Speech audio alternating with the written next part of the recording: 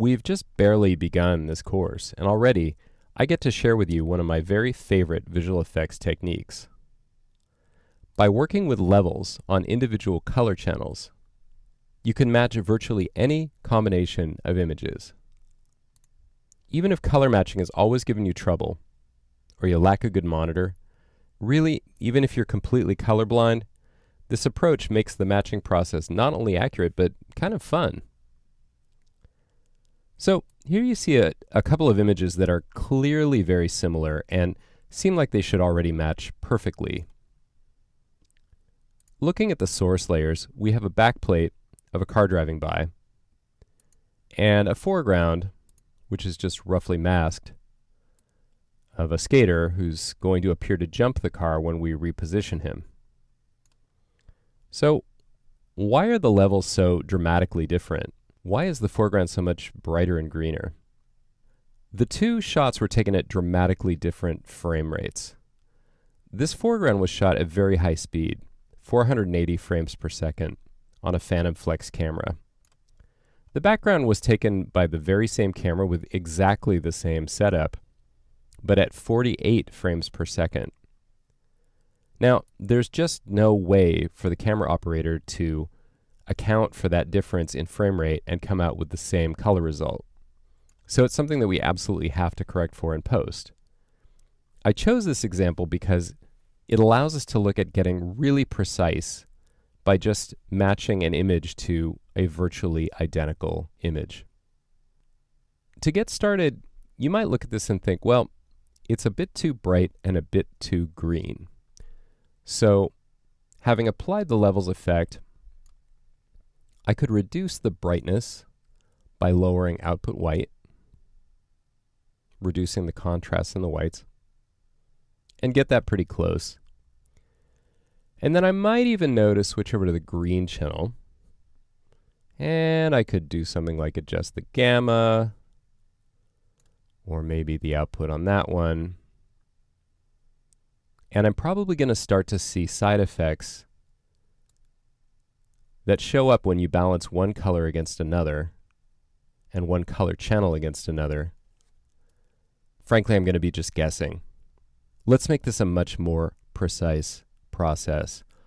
I'll reset and switch my composition panel to the green channel. I can do this from this little menu down here, or I can toggle it with a keyboard shortcut. In levels, I can work either in RGB to get started or directly on the green channel. In this case, since the whole image is too bright, I'm going to match adjusting RGB in levels to looking at the green channel in the comp window. Now, this is sometimes referred to as green dominant matching.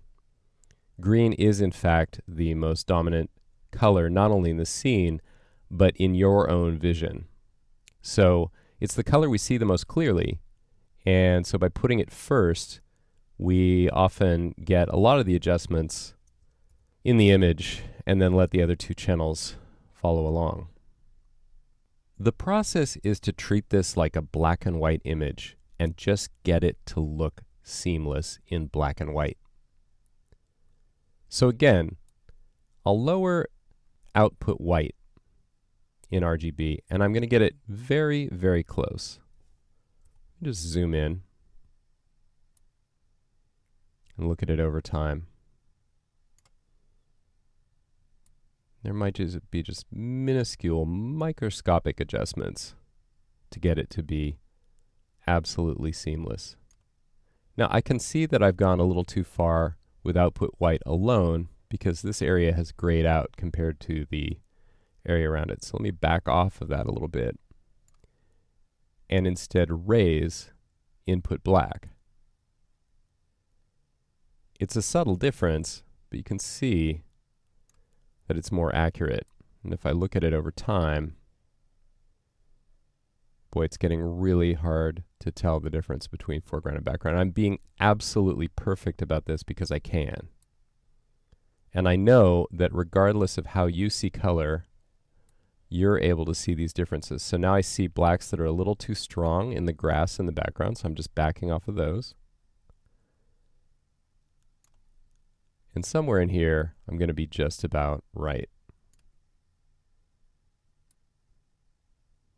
All right, well, that's probably the nitpickiest color adjustment I've ever made on one channel. Let's see what the effect was on the red channel, which I'll use a shortcut to switch to in the comp view.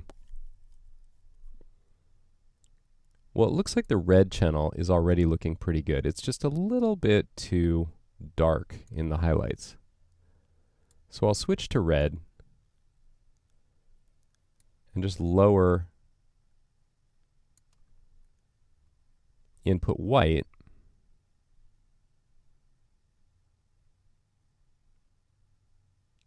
And again, the dark areas look a little too dark, so actually there's a bit of raising output black to be done here instead, and backing off input white. It's a really subtle thing. Over on the blue channel, I can see that it's clearly a bit too dark. The cure for that is going to be to switch to the blue channel in levels and lower output white just in blue.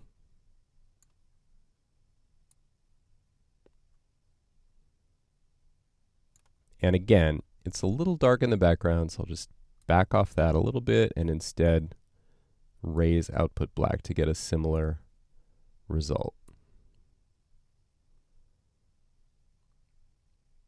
Okay, well, that might not be perfect, but let's see how good it is. I'll toggle blue off, and voila. We have an incredibly close color match. Now again, I see a little bit of difference in the overall luminance, so I can just go back and readjust output white if I want to. Or I can just decide, you know what, let me see the whole scene. That's Option or Alt /. And that actually looks pretty darn good. This scene may seem to contain a pretty easy match, but the lesson itself has given us the fundamentals of an approach that can be used to color match any two images.